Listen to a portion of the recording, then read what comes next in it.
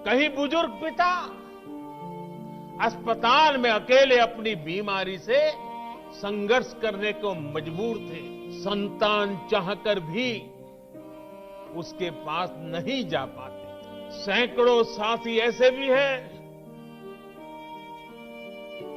जो कभी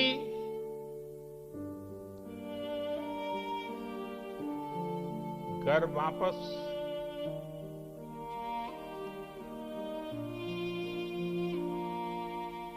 लौट ही नहीं आ पाते, जो हमें छोड़कर चले गए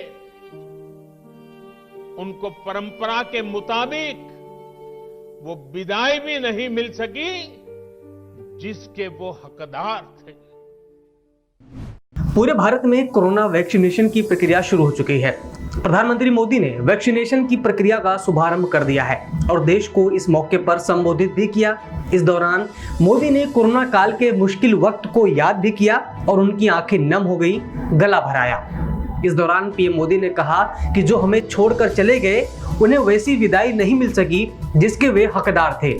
मन उदास हो जाता है, लेकिन साथियों, संकट के उस वातावरण में, निराशा के वातावरण में कोई आशा का भी संचार कर रहा था। हमें बचाने के लिए अपने प्राणों को संकट में डाल रहा था।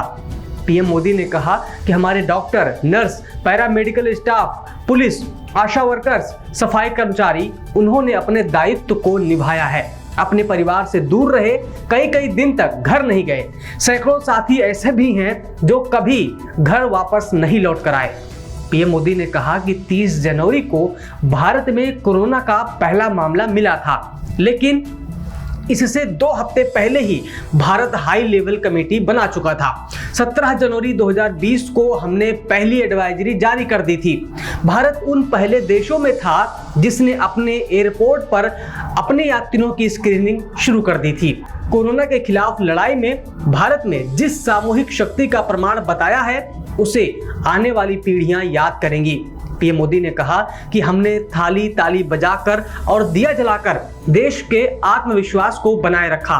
कोरोना को रोकने का सबसे प्रभावी तरीका यही था कि जो जहां था वहीं रहे, लेकिन देश की इतनी बड़ी आबादी को बंद रखना आसान नहीं था। इसका अर्थव्यवस्था पर क्या असर पड़ेगा, ये भी हमारी चिंता थी, लेकिन हमने व्यक्ति की जिंदगी को प्राथमिकता दी। वहीं पीएम मोदी के संबोधन के बाद पूरे देश में वैक्सीनेशन की प्रक्रिया शुरू कर दी गई। अस्पतालों को सजाया गया, वैक्सीन का स्वागत किया गया, तालियां बजाई गई और मिठाइयां बांटी गई। केंद्र सरकार के मुताबिक पहले दिन कुल 3006 वैक्सीनेशन सेंटर्स पर 3 लाख से ज्यादा हेल्थ वर्कर्स को पहली डोज दी जाएगी। दिल्ली के एम्स में सबसे पहले एक सैनिटाइजेशन वर्कर को टीका लगाया गया। राजस्थान में जयपुर के सवाई मानसिंह मेडिकल कॉलेज के प्रधानाचार्य सुधीर भंडारी को सबसे पहले टीके की खुराक दी गई। इसके अलावा मध्य प्रदेश में एक अस्पताल के सुरक्षा गार्ड और एक सहायक समेत अन्य लोगों को सबसे पहले टीका लेने वालों में शामिल किया गया। हर सेंटर पर एक दिन में औसतन 100 लोगों को वैक्सीन लगाई जाने वाली है। महाराष्ट्र के मुंबई में जब वैक्सीन पहुंची तो हेल्थ वर्कर्स ने तालियों की गड़गड़ाहट से उसका स्वागत किया। कूपर हॉस्पिटल का स्टाफ वैक्सीन लगवाने वालों के लिए मिठाइयां लेकर इंतजार करता देखा गया। बिहार में अस्पताल को पूरी तरह से सजाया गया। वहीं झारखंड में भी सफाई कर्मी मरियम गुड़िया कोरोना वैक्सीन लगाने वाली पहली महिला बन गई हैं। हालांकि वैक्सीन को लेकर एक जरूरी बात यह भी है कि इसकी 2 डोज है और दोनों लगवानी है। इसका जिक्र करते हुए पीएम मोदी ने कहा है कि कोरोना वैक्सीन की 2 डोज बहुत जरूरी है। एक लगने के बाद दूसरी को भूलने की गलती मत कीजिएगा। वैक्सीन की दोनों खुराक लगने के 2 से 3 हफ्ते बाद ही आपके शरीर में कोरोना के विरुद्ध जरूरी शक्ति विकसित हो जाएंगी। इस दौरान मास्क लगाना न भूलें और सोशल डिस्टेंसिंग का पालन जरूर करें।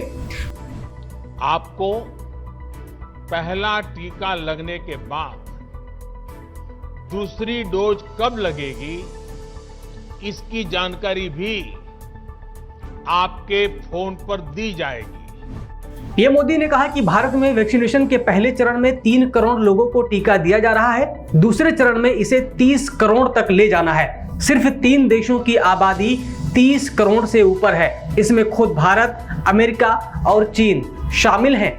वैक्सीन को लेकर फैलाई जा रही अफवाहों को लेकर भी पीएम मोदी ने लोगों से बचकर रहने की अपील की और सलाह भी दी। उन्होंने कहा, हमारे वैज्ञानिकों और विशेषज्ञों जब दोनों मेड इन इंडिया वैक्सीन की सुरक्षा और प्रभाव को लेकर आश्वस्त हुए, तभी उन्होंने इसके इमरजेंसी उपयोग की अनुमति दी है। देशवासियों को वैक्सीन को लेकर फैलाए जा रहे प्रोपेगेंडा और अफवाहों से बचकर रहना है। तो ये रही आज के वैक्सीनेशन की प्रक्रिया शुरू होने से जुड़ी कुछ अपडेट। आप देख रहे हैं पर्यावरण पोस्ट, मैं हूं अविनाश। सब्सक्राइब करें पर्यावरण पोस्ट।